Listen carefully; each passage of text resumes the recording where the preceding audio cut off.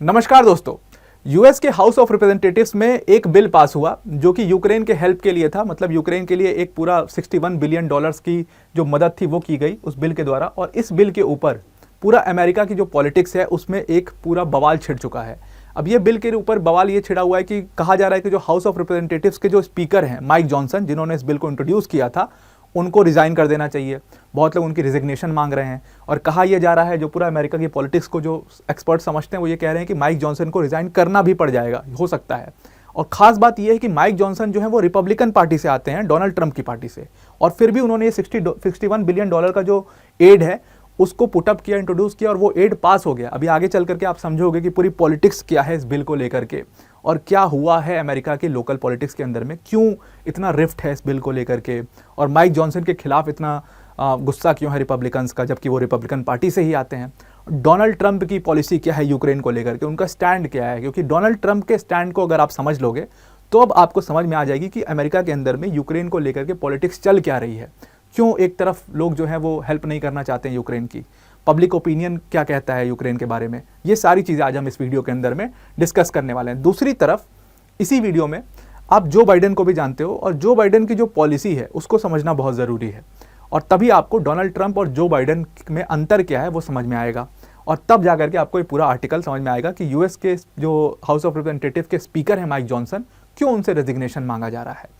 अब सबसे पहले बात करते हैं जो बाइडेन की पॉलिसी की यूक्रेन को लेकर के। देखो, जो बाइडेन की जो फॉरेन पॉलिसी रही वो हमेशा से सॉफ्ट फॉरेन पॉलिसी रही है।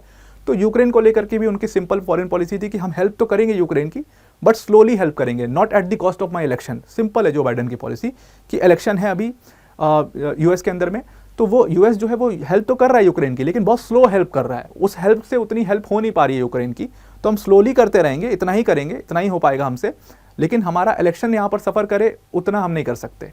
तो जो बाइडेन की ये सिंपल सी फॉरेन पॉलिसी है। और सिर्फ यूक्रेन के लिए नहीं, इजराइल के लिए देख लो आप। इजराइल वाले मामले में पूरा यू टर्न ले लिया यूएस ने कि भाई आप काउंटर अटैक मत करो, हम आपकी हेल्प नहीं कर सकते इसमें। क्यों मत करो? क्योंकि भाई इलेक्शन है अमेरिका के अंदर में, इलेक्शन है, पैसा खर्चा करना पड़ रहा है, वहाँ पर ज़्यादा बिजी हैं ये लोग, तो ये लोग फॉरेन पॉलिसी के ऊपर इतना ध्यान नहीं दे पाएंगे। इस पूरे मामले में अगर उलझ के रह जाएंगे तो इलेक्शन वहाँ पर हार जाएंगे। और जो बाइडेन को ये पता है कि वो इलेक्शन वैसे भी हार रहे हैं। तो ये सारी चीज़ों को लेकर के जो बाइडेन की जो पॉलिसी है, और अभी से नहीं, ये स्टार्टिंग से ऐसी सॉफ्ट पॉलिसी ही रही है। तो अब लगते हैं जो बाइडेन को एक साइड में, उनकी क्लियर स्टांस है यूक्रेन को कि हेल्प करना है, लेकिन स्लोली हेल्प करना है। अब आता है ये वाला मुद्दा। अब इस मुद्दे में हुआ क्या कि सबसे पहले स्टार्टिंग में क्या हुआ कि 95 बिलियन डॉलर्स का एक पैकेज बनाया गया। और ये पैकेज जो बनाया गया, और ये पैकेज स्टार्टिंग में 2022 में बना दिया गया था। अब इस पैकेज में क्या था? इस पैकेज में 3 चीज़ें थी।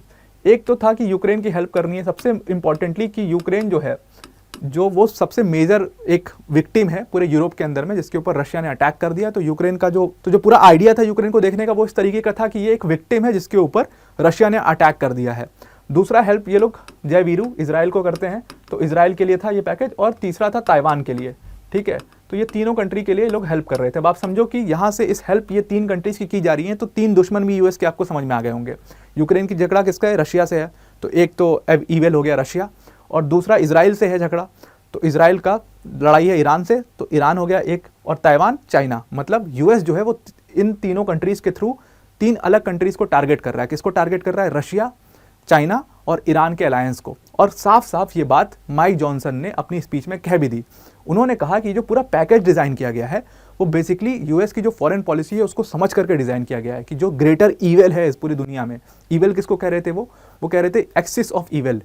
एक्सिस ऑफ ईवेल वो 3 कंट्रीज़ के अलायंस को कह रहे थे कि रशिया, ईरान और चाइना का जो इंटरनल अलायंस हो गया, वो तीनों कंट्रीज साथ मिल करके काम कर रही हैं, और इसीलिए इनको काउंटर करना ज़रूरी है। और इन 3 कंट्रीज़ के थ्रू इनको हेल्प करके, इनको जो पैकेज भेज रहे हैं हम, वो उससे हेल्प करके इन तीनों कंट्रीज़ के थ्रू हम वो एक्सिस ऑफ ईवेल को काउंटर करने की कोशिश कर रहे हैं, ऐसा माइक जॉनसन ने कहा।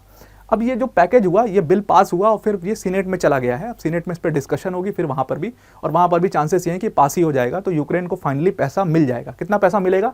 61 बिलियन डॉलर्स मिलेंगे यूक्रेन को। जो यूक्रेन अभी तक रो रहा था उसको 61 बिलियन डॉलर्स ये लोग प्रोवाइड करने के लिए पास कर दिया इन्होंने। अब इस पूरे बिल पर बवाल क्यों हुआ, इसको समझने वाली बात है। अब देखो, ये पूरा जो पैकेज है ना, ये डिज़ाइन कर दिया गया था दिसंबर में साल 2022 के अंदर में। अब इजराइल को तो ये लोग हर साल पैसा देते हैं डिफेंस के लिए, डिफेंस इक्विपमेंट्स देते हैं, हर तरीके से हेल्प करते हैं, लेकिन इसमें यूक्रेन को भी इस बार ऐड किया गया दिसंबर 2022 में, क्योंकि तब तक अटैक हो चुका था यूक्रेन के ऊपर, रशिया ने कर दिया था। और ताइवान को भी ये हर साल सपोर्ट करते हैं, तो इसमें यूक्रेन को भी ऐड कर लिया गया था इस पूरे मामले में। अब हुआ क्या था कि यूक्रेन के ऊपर पैसा खर्चा करने को अगर आप देखोगे तो रिपब्लिकन्स तैयार नहीं थे। डोनाल्ड ट्रंप जो हैं वो खास तौर से यूक्रेन की खिलाफत करते रहते थे हमेशा से, वो कभी यूक्रेन को सपोर्ट करने के लिए मानते ही नहीं थे। और अभी मैं आगे बताऊंगा आपको तर्क क्या था, उनका भी तर्क सही था जो वो दे रहे थे, तो उसको समझने वाली बात है। तो हुआ क्या, दिसंबर 2022 में इस पूरे पैकेज को डिज़ाइन किया गया, लेकिन जो हाउस ऑफ रिप्रेजेंटेटिव के स्पीकर थे माइक जॉनसन, वो रिपब्लिकन पार्टी से आते हैं, तो जाहिर सी बात है जो डोनाल्ड ट्रंप बोलेंगे वो भी वही चीज़ बोलेंगे। तो उन्होंने भी अपोज किया इस बिल को, बहुत ज़्यादा अपोज किया कि ये बिल नहीं आना चाहिए, ये जो पैसा है यूएस का पैसा है और ये यूएस में ही खर्चा होना चाहिए। तमाम चीज़ों को बताया गया कि यूथ के लिए खर्चा किया जाना चाहिए, एनजीओज खोलने चाहिए, ओल्ड एज होम्स खोलने चाहिए, इन सारी चीज़ों पर ये पैसा खर्चा करना चाहिए ताकि यूएस के सिटीजन्स को ज़्यादा सुविधा हो। ये जो पैसा है ये उनके टैक्स का पैसा है और उनके ऊपर ही खर्च किया जाना चाहिए, यूक्रेन से हमारा क्या लेना देना, ऐसा उनका सीधा सीधा स्टैंड था माइक जॉनसन का उस टाइम पर, और उनकी स्पीच भी थी इसको पूरा लेकर के। लेकिन अभी क्या हुआ, अचानक से माइक जॉनसन ने इस पूरे बिल पर वो रेडी हो गए और इस पूरे बिल को इंट्रोड्यूस भी किया हाउस ऑफ रिप्रेजेंटेटिव्स में, और ये पूरा बिल पास भी हो गया। और पास कितने वोटों से हुआ, आप समझो इस चीज़ को कि डेमोक्रेट्स ने 210 वोट दिए इस पूरे। तो डेमोक्रेट्स तो देंगे ही, डेमोक्रेट्स मतलब जो बाइडेन और उनकी जो पूरी पार्टी है डेमोक्रेटिक पार्टी, वो तो सपोर्ट करती है यूक्रेन को और वो तो चाहती है कि यूक्रेन के पास पैसा पहुंचे, तो वो तो वोट देंगे ही। लेकिन शॉकिंगली इसमें 101 रिपब्लिकन्स ने भी इस पूरे बिल के फेवर में वोट किया। और यहां से आपको समझ में आएगा कि रिपब्लिकन्स के अंदर भी अब यूक्रेन की पॉलिसी को लेकर के दो फाड़ हो चुके हैं। एक ग्रुप है जो कि रिपब्लिकन्स का, जो कि सपोर्ट करता है यूक्रेन को, अब सपोर्ट करने लगा है यूक्रेन को, और दूसरा ग्रुप एक तरफ ये है जो कि बिल्कुल भी यूक्रेन को सपोर्ट नहीं करता है। वो ये चाहता है कि जो यूएस का पैसा है ये यूएस के अंदर ही खर्चा किया जाए। तो यहां से आपको डोनाल्ड ट्रंप की पॉलिसी पहले समझनी पड़ेगी, उसके बाद आपको समझ में आएगा कि रिपब्लिकन्स के अंदर में दो ग्रुप्स बने क्यों हैं। अब हुआ क्या कि देखो, डोनाल्ड ट्रंप जो है ना, सबसे पहले डोनाल्ड ट्रंप क्या सपोर्ट करते थे, ये डोनाल्ड ट्रंप का खुद का ट्वीट है जो उन्होंने स्टार्टिंग में किया था, जो यूक्रेन को लेकर के किया था। उन्होंने कहा कि भाई, इस पूरे ट्वीट में उन्होंने कहा है कि भाई अभी तक यूएस ने $100 बिलियन खर्चा कर दिया यूक्रेन के ऊपर, लेकिन अगर आप देखो तो यूक्रेन से हमारा क्या रिश्ता है, यूक्रेन तो नेटो कंट्री भी नहीं थी, तो हम यूक्रेन की हेल्प क्यों कर रहे हैं। ठीक, सबसे पहला सवाल उन्होंने उठाया और सही भी सवाल उन्होंने उठाया। उन्होंने कहा कि अमेरिकन कॉन्टिनेंट और यूरोप में एक पूरा समंदर का फ़र्क है, तो हमारा तो रिलेशन उतना नहीं है, उतना ज़्यादा नहीं है, बल्कि उनके नेबर से रिलेशन होना चाहिए। भाई जो यूरोपियन कंट्रीज़ हैं, जैसे फ्रांस है, जर्मनी है, इन कंट्रीज़ को हेल्प करना चाहिए जा करके, आगे बढ़ करके यूक्रेन की। पर हमने $100 बिलियन खर्चा कर दिया दूसरे कॉन्टिनेंट के होकर के, और जो यूरोपियन कॉन्टिनेंट की कंट्रीज़ हैं, जैसे बड़ी बड़ी कंट्रीज़ हैं जो कि फ्रांस, जिनके पास पावर भी है, जर्मनी, यूके की, इन्होंने इसमें कहा कि इन सारी कंट्रीज़ को जो फंड्स देने चाहिए थे, जिस तरीके से हेल्प करनी चाहिए थी, जिस लेवल पर हेल्प करनी चाहिए थी, इन कंट्रीज़ ने उस लेवल पर हेल्प नहीं की।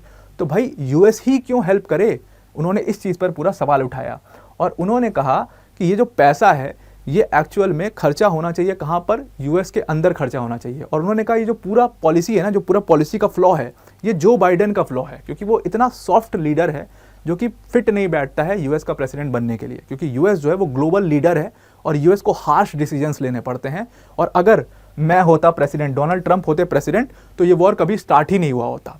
अब अगर आप उनको इस पूरे ट्वीट को समझोगे तो यहाँ पर वो एक तरीके से डायरेक्टली नहीं कह रहे हैं, वो एक तरीके से ये सब क्वेश्चन पूछ करके यूक्रेन के लिए जो पैकेज डिसाइड किया जा रहा है, जो पैसा दिया जा रहा है यूक्रेन को, उसमें उसकी हेल्प कर रहे हैं, मतलब उसकी खिलाफत कर रहे हैं कि पैसा क्यों देना चाहिए। डायरेक्टली वो चीज़ें नहीं कह रहे हैं, लेकिन वो उसकी खिलाफत कर रहे हैं। तो जाहिर सी बात है रिपब्लिकन पार्टी भी यूक्रेन को जो पैसा दिया जा रहा है उसकी खिलाफत करेगी। और आप देखिए रिपब्लिकन पार्टी लाइन से, जब से वॉर शुरू हुआ है 2022 से, तब से खिलाफत कर रही है कि नहीं, यूक्रेन को आप क्यों सपोर्ट कर रहे हो, क्यों इतना पैसा दे रहे हो, यूक्रेन तो नेटो कंट्री भी नहीं था, तो आपका तो हक भी नहीं बनता है बीच में बोलने का। और दूसरी तरफ हमारा यूक्रेन से कोई क्या लेना देना, इन सारी चीज़ों को लेकर के रिपब्लिकन पार्टी हमेशा डेमोक्रेट पार्टी को घेरते हुए आई है। लेकिन अब डोनाल्ड ट्रंप की पूरी पॉलिसी में एक शिफ्ट देखा गया अचानक से। अभी 3 दिन पहले का उनका स्टेटमेंट है, वो इलेक्शन की कैंपेनिंग कर रहे थे, उस दौरान उन्होंने कहा कि भाई यूएस के लिए सबसे ज़्यादा इंपॉर्टेंट कौन है, यूक्रेन का सर्वाइवल यूएस के लिए बहुत ज़्यादा इंपॉर्टेंट है। अब यूक्रेन का सर्वाइवल की बात डोनाल्ड ट्रंप अचानक से क्यों करने लग गए, ये समझने वाली बात है। क्योंकि एक तरफ आप क्वेश्चन उठा रहे थे कि पैकेज क्यों जा रहा है, क्यों यूक्रेन की हेल्प कर रहे हैं, जो बाइडेन की पॉलिसी पूरी गलत है। दूसरी तरफ आप खुद कह रहे हो कि यूक्रेन का सर्वाइवल यूएस के लिए बहुत ज़्यादा इंपॉर्टेंट है। अब यहाँ पर ना, जब इलेक्शन की बात आती है तो बहुत चीज़ें मैटर करती हैं, पब्लिक का ओपिनियन मैटर करता है, पब्लिक क्या सोचती है। और तभी नेता उस हिसाब से पब्लिक के ओपिनियन को देख करके, देखो ये डेटा और एनालिटिक्स इन सारे नेताओं की, भाई इतना बड़ा इलेक्शन लड़ रहे हैं यूएस का, तो ऑब्वियस सी बात है डेटा एनालिटिक्स पर ही ये अपनी स्पीच डिज़ाइन करते हैं। तो जब पब्लिक का ओपिनियन इनको पता लगा है तो इन्होंने पूरी शिफ्ट कर ली अपनी पॉलिसी। पब्लिक का ओपिनियन क्या है, अब देखो पब्लिक के पास मैसेज क्या जाएगा, पब्लिक के पास मैसेज जाएगा अगर ये लोग हारेंगे, इनके 3 सबसे बड़े दुश्मन क्या हैं स्टार्टिंग में हमने देखा, एक दुश्मन है रशिया, दूसरा है चाइना और तीसरा ईरान। तो पब्लिक के पास मैसेज जाएगा कि आप अफगानिस्तान में हार गए, आप सीरिया के अंदर में हार गए, मतलब आप इसराइल से, मतलब आप ईरान से हार गए, और तीसरा आप यूक्रेन में भी हार गए। तो पब्लिक को मैसेज जाएगा कि ये रशिया से भी हार गए, ये ईरान से भी हार गए और ये चाइना से भी हार गए। तो यहाँ पर इनको ये बात समझ में आ गई कि यूएस को कभी हारता हुआ नहीं दिखा सकते पब्लिक में। अब देखो आप पूरा पॉलिटिक्स समझो, ईरान ने क्यों अटैक किया इसराइल के ऊपर, और कोई डिस्ट्रक्शन भी नहीं हुआ इसराइल के अंदर में। ईरान पब्लिक को ही तो मैसेज देना चाह रहा था ना कि भाई रिवेंज हमने ले लिया, अब कोई दिक्कत नहीं है। तो बस हर कंट्री में ऐसा ही होता है, तो यूएस में भी ऐसा ही है। डोनाल्ड ट्रंप को ये समझ में आ गया कि भाई मेरी पब्लिक का जो ओपिनियन है वो मेरे खिलाफ भी हो सकता है, हालांकि मैं उनके फेवर में बात कर रहा हूँ कि उनके ऊपर पैसा खर्चा करना चाहिए, लेकिन समझदारी से इस बात को समझने वाले बहुत कम लोग हैं।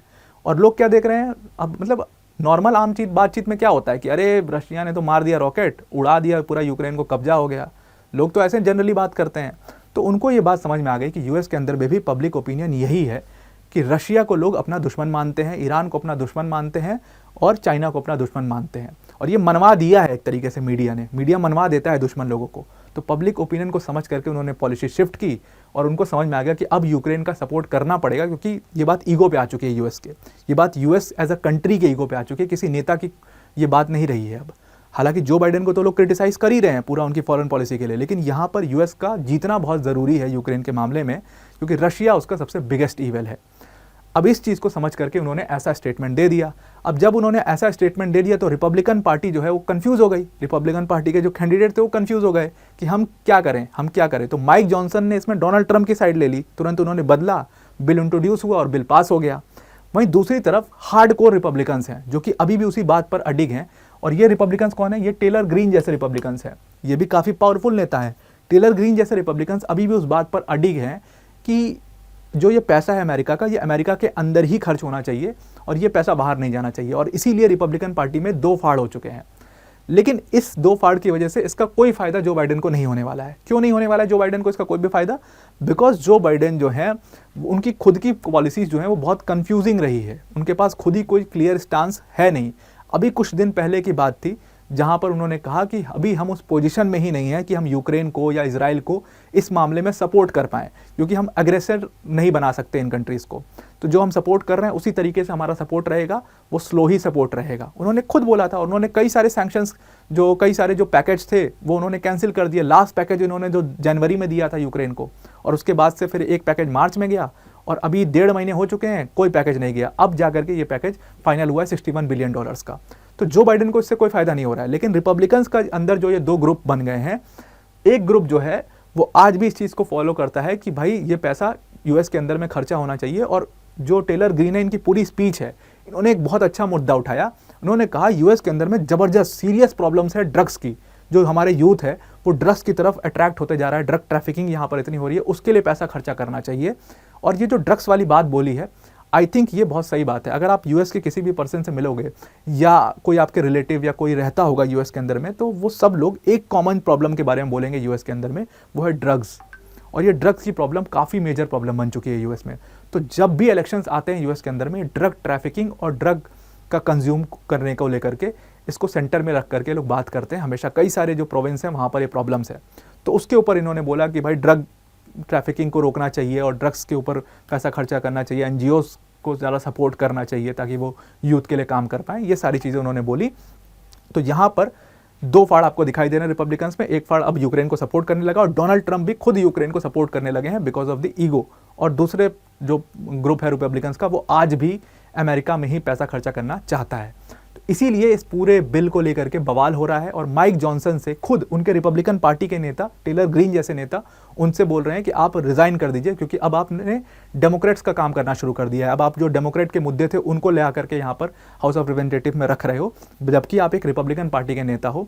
तो माइक जॉनसन ने यहाँ पर कुछ भी गलत नहीं किया। माइक जॉनसन ने वही काम किया है जो डोनाल्ड ट्रंप कर रहे हैं। तो जब तक डोनाल्ड ट्रंप वो काम करते रहेंगे, माइक जॉनसन भी वही काम करते रहेंगे। तो उनकी पोजीशन इस पूरे मामले को देख करके आपको भी समझ में आ गया होगा कि सेफ है, को वो रिजाइन तो नहीं कर रहे हैं, बट यूएस की पॉलिटिक्स में मेजर आपको रिफ्ट दिखाई दे रहा है और ये रिफ्ट जियोपॉलिटिकल लेवल पर काफ़ी बड़ा हो सकता है आगे चल करके। तो आई होप आपको ये पूरा मामला समझ में आ गया होगा, ये पूरा आर्टिकल समझ में आ गया होगा। आज के लिए इतना ही। Thank you and have a nice day.